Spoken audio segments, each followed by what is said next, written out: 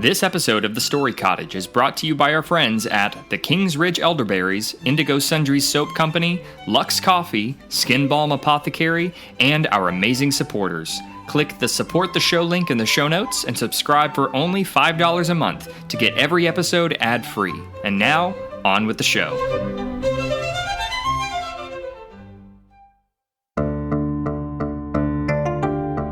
Fairy tales, folklore, myths, and legends. Why do children need them? Why do nations and peoples create them? Who knows? Maybe some of them are real. Maybe some are merely imaginative. Is there a hidden wisdom worth finding in these tall tales? Proverbs 1:5-6 says, "Let the wise hear and increase in learning, and the one who understands obtain guidance, to understand a proverb and a saying, the words of the wise and their riddles." We're your hosts, Jerry and Amy Davidson. Welcome to the Story Cottage. Please step inside.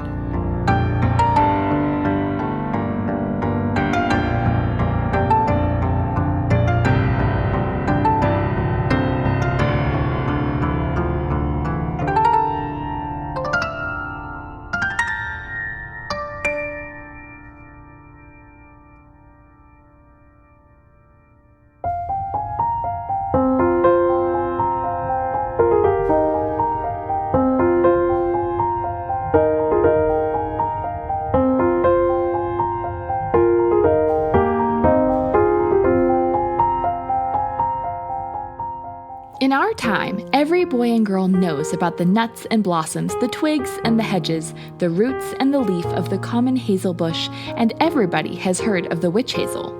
In old days, they made use of the forked branches of the hazel as a divining rod. With this, they believed that they could divine, or find out, the presence of treasures of gold and silver deep down in the earth and hidden from human eyes. And what boy or girl has never played the game and sung the ditty, "London Bridge is falling down, falling down, falling down," even though nobody now living ever saw it fall? Now, our story is about a hazel rod, a Welshman on London Bridge, treasures in a cave, and what happened because of these. It was in the days when London Bridge was not, as we see it today, a massive structure of stone and iron able to bear up hundreds of cars, wagons, horses, and people, and lighted at night with electric bulbs.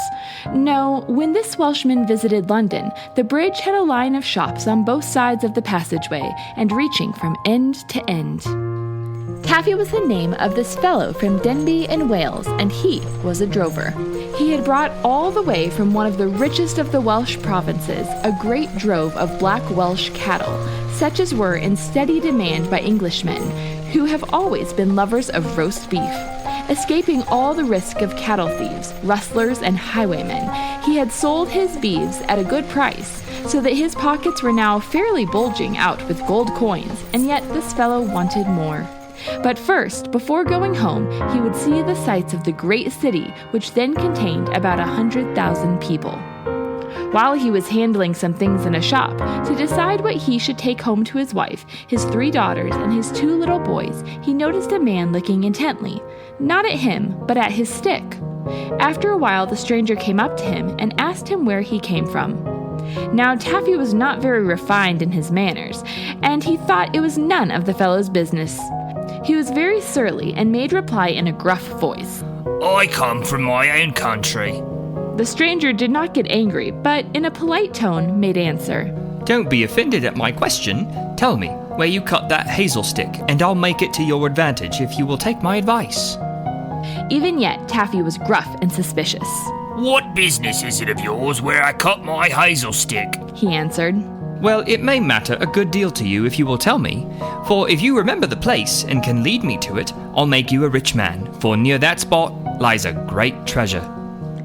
Taffy was not much of a thinker, apart from matters concerning cattle, and his brain worked slowly. He was sorely puzzled. Here was a wizard who could make him rich, and he did so love to jingle gold in his pockets. But then he was superstitious. He feared that this sorcerer derived all his uncanny knowledge from demons, and Taffy, being rather much of a sinner, feared these very much. Meanwhile, his new acquaintance kept on persuading him. Finally, Taffy yielded, and the two went on together to Wales. Now in this country, there are many stones placed in position, showing they were not there by accident, but were reared by men to mark some old battle or famous event. And for this, rough stonework, no country, unless it be Korea or China, is more famous than Wales. On reaching one called the Fortress Rock, Taffy pointed to an old hazel root and said to his companion, There, from that stalk I cut my hazel stick. I'm sure of it. The sorcerer looked at Taffy to read his face and to be certain that he was telling the truth. Then he said, Bring shovels and we'll both dig. These having been brought, the two began to work until the perspiration stood out in drops on their foreheads. First the sod and rooty stuff, and then down around the gravelly mass below, they plied their digging tools. Taffy was not used to such toil, and his muscles were soon weary. But, urged on by visions of gold, he kept bravely at his task. At last, when ready to drop from fatigue, he heard his companion say, We've struck it! A few shovelfuls more laid bare a broad, flat stone. This they pried up, but it required all their strength to lift and stand it on edge. Just below, they saw a flight of steps. They were slippery with wet, and they looked very old, as if worn ages ago by many feet passing up and down them. Taffy shrunk back as a draught of the close, dead air struck his nostrils. Come on, and don't be afraid. I'm going to make you rich, said the sorcerer. At this, Taffy's eyes glistened, and he followed on down the steps without saying a word.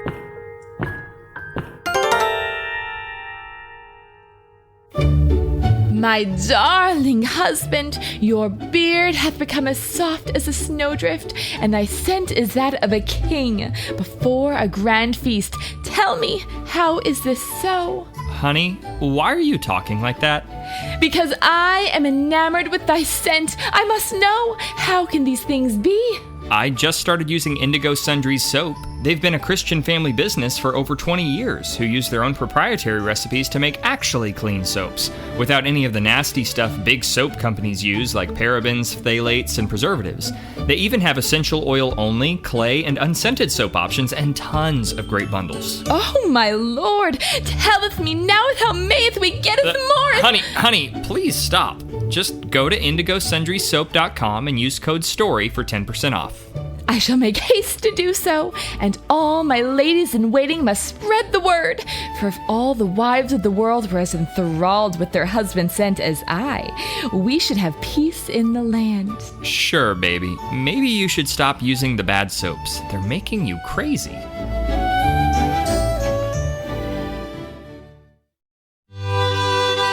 Ladies, have you grown tired of reading through the ingredients on your skincare products only to buy something that doesn't really work? Let's be real, there aren't a lot of great options for skin and body care out there. Here's the solution.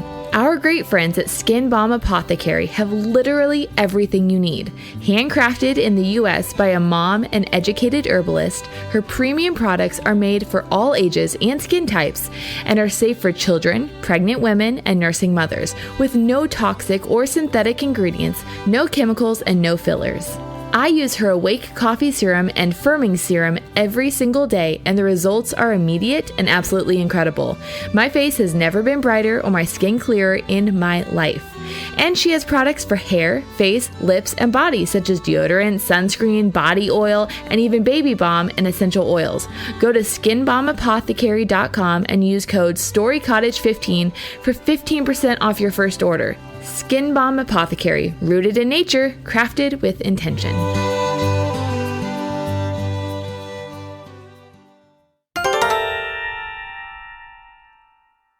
At the bottom of the descent, they entered a narrow passage and finally came to a door. Now, I'll ask you, are you brave? And will you come in with me if I open this door? By this time, Taffy was so eager for treasure that he spoke up at once. I'm not afraid. Open the door. The sorcerer gave a jerk and the door flew open. What a sight! There in the faint red light, Taffy discerned a great cave. Lying on the floor were hundreds of armed men, but motionless, and apparently sound asleep. Little spangles of light were reflected from swords, spears, round shields, and burnished helmets. All these seemed a very ancient pattern, but immediately in front of them was a bell. Taffy felt some curiosity to tap it. Would the sleeping host of men then rise up? Just then the sorcerer, speaking with a menacing gesture and in a harsh tone, said, "Do not touch that bell, or it's all up with us both." Moving carefully so as to not trip or to stumble over the sleeping soldiers, they went on, and Taffy, stopping and looking up, beheld before him a great round table. Many warriors were sitting at it. Their splendid gold inlaid armor, glittering helmets, and noble faces showed that they were no common men, yet Taffy could see only a few of the faces, for all had their heads more or less bent down, as if sound asleep, though sword and spear were near at hand, ready to be grasped in a moment. Outshining all was a golden throne at the farther end of the table, and on it sat a king. He was of imposing stature and august presence. Upon his head was a crown, on which were inlaid or set precious stones. These shone by their own light, sending out rays so brilliant that they dazzled Taffy, who had never seen anything like them. The king held in his right hand a mighty sword. It had a history, and the name of it was Excalibur. In Arthur's hand, it was almost part of his own soul. Its hilt and handle were of finely chased gold, richly studded with gems, yet his head, too, was bent in deep sleep, as if only thunder could wake him. Are they all, everyone, asleep? Asked Taffy. "Each and all," Was the answer. When did they fall asleep? "Over 1,000 years ago." Tell me who they are, and why here? Asked Taffy. "They are King Arthur's trusty warriors. They are waiting for the hour to come when they shall rise up and destroy the enemies of Cymru, and once again possess the whole island of Britain, as in the early ages, before the Saxons came." And who are those sitting around the table? Asked Taffy. The sorcerer seemed tired of answering questions, but he replied, giving the name of each knight and also that of his father, as if he were a Welshman himself. But at this, Taffy grew impatient, feeling as if a book of genealogy had been hurled at him. Most impolitely, he interrupted his companion and cried out, And who is that on the throne? The sorcerer looked as if he was vexed and felt insulted, but he answered, "It's King Arthur himself, with Excalibur, his famous sword, in his hand." This was snapped out as if the sorcerer was disgusted at the interruption of his genealogy, and he shut his mouth tight as if he would answer no more questions for such an impolite fellow. Seizing Taffy by the hand, he led him into what was the storehouse of the cave. There lay heaps upon heaps of yellow gold. Both men stuffed their pockets, belt bags, and the inside of their clothes with all they could load in. "Now we had better get out, for it is time to go," said the sorcerer, and he led the way towards the cave door. But as Taffy passed back and along the hall where the host of warriors were sleeping, his curiosity got the better of him. He said to himself, I must see this host awake. I'll touch that bell and find out whether or not the sorcerer spoke the truth. So, when he came to it, he struck the bell.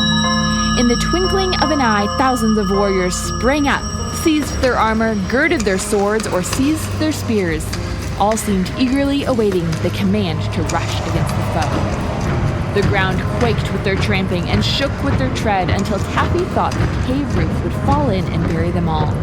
The air resounded with the rattle of arms as the men, when in ranks, marked time, ready for motion forward and out of the cave. But from the midst of the host, a deep-sounding voice, as earnest as if in hot temper, but as deliberate as if in caution against a false alarm, spoke. He inquired, "Who rang that bell? Has the day come?" The sorcerer, thoroughly frightened and trembling, answered, "No, the day has not come. Sleep on." Taffy, though dazzled by the increasing brilliancy of the light, had heard another deep voice, more commanding in its tones than even a king's call out. "Arthur, awake! The bell has rung. The day is breaking. Awake, great King Arthur!" But even against such a voice, that of the sorcerer, now scared beyond measure, lest the king and his host should discover the cheat, and with his sword, Excalibur, chopped the heads off of both Taffy and himself, answered, "No, it's still night. Sleep on, Arthur the Great." Erect over all, his head aloft and crowned with jewels as with stars, the king himself now spoke. No, my warriors, the day has not yet come when the Black Eagle and the Golden Eagle will meet in war. Sleep on, loyal souls. The morning of Wales has not yet dawned. Then, like the gentle rustling of the evening breeze among forest trees, all sound died away, and in the snap of a finger all were asleep again. Seizing the hand of Taffy, the sorcerer hurried him out of the cave, moved the stone back in its place, and motioning to Taffy to do the same, he quickly shoveled and kicked the loose dirt in the hole and stamped it down. When Taffy turned to look for him, he was gone, without even taking the trouble to call his dupe a fool. Wearied with his unwanted labors and excitements, Taffy walked home, got his supper, pondered on what he had seen, slept, and awoke in the morning refreshed. After breakfast, he sallied out again with pick and shovel. For months, Taffy dug over every square foot of the hill, neglecting his business as a cattleman. He spent all the money he had made in London, but he never found that entrance to the cave. He died a poor man, and all his children had to work hard to get their bread.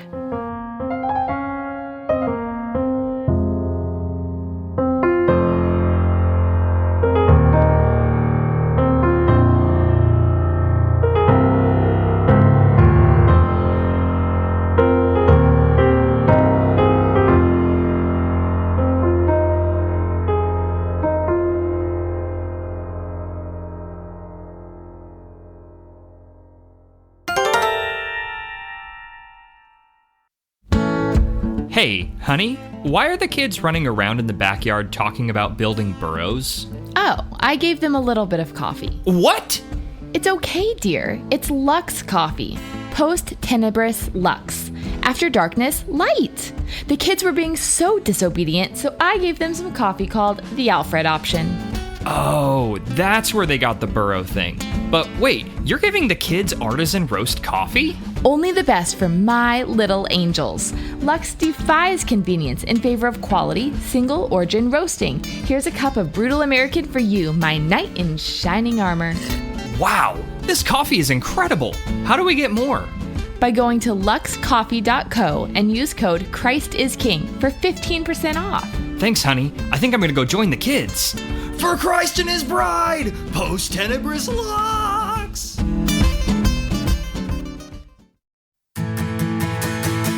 Tired of evil fairies using cold and flu season to turn you and your children into ogres every year? Yeah, me too. This cold and flu season, fortify your defenses naturally with the King's Ridge elderberry syrup and elderberry products. They grow the freshest elderberries on their Indiana farm, hand-pick and cold-press them into the tastiest syrup around. And they are packed with antioxidants and vitamins to boost your immune system. Defend the castle of your family's health. Use code STORY10 for 10% off your first order at tkrfarm.com. The King's Ridge elderberry syrup. Taste the difference, help push back the curse. That's tkrfarm.com and use code STORY10 for 10% off your first order.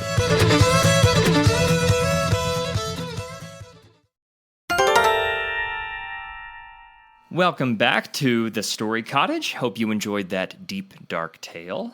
All right, first question. What do the characters in this story value most? Taffy values money and ease. He likes his own way and is easily frustrated and irritated by anything that pulls him from his own selfish priorities. The sorcerer values money and his own intellect. He loves to flaunt his knowledge and is frustrated when Taffy disregards his vast understanding of the history of the knights in the cave. Lastly, King Arthur and his men value timeliness. Even when being awakened from hundreds, if not 1,000 years of sleep, Arthur does not hesitate to command his men to return to their enchanted slumber to wait for the correct moment when they are to reconquer their land. All right, next question. What lessons can we learn from this story? First, don't be selfish and idle with your own ways. This leads to a passive attitude and will make you neglect your own family and relationships. If you do, your mind and soul will suffer from constant complaining. You'll be quick to become angry when things don't go your way, and you can easily be led into many other awful and addictive sins. Being selfish and idle will make your days and moments miserable for yourself and those around you. Secondly, don't flaunt your intellect. God tells us in Proverbs that death and life are in the power of the tongue, and that even a fool who remains silent is assumed to be wise. It's better to be diligent in doing good and fruitful work and let God honor that than to try to flaunt your knowledge to try to elevate your own status. Finally, appreciate and operate according to God's time. Don't be hasty, but work diligently. Don't be anxious for getting your way in your time. Submit your will and desires to God and let Him fulfill them in the right way at the right moment. Thank you all so much for listening to this story. We hope you loved it. I want to remind you to first leave us a 5-star review on whatever platform you're listening on, and drop us a comment too to let us know how much you're enjoying these stories. This all really helps get the show in front of more families who need to hear these stories. And second, please check out our sponsors. They are all doing really great work with their products. And remember that if you click the support the show link in the show notes or go to thestorycottage.buzzsprout.com and subscribe, you get all past and future episodes ad-free, which also removes the full intro at the beginning of each episode so you can jump right into the stories. It takes a lot of time and money to develop this show, so if your family is enjoying it, we hope that you'll consider supporting us. Yep. Thank you all. That's all for now. Thanks for joining us, and we'll see you next time. Toodaloo.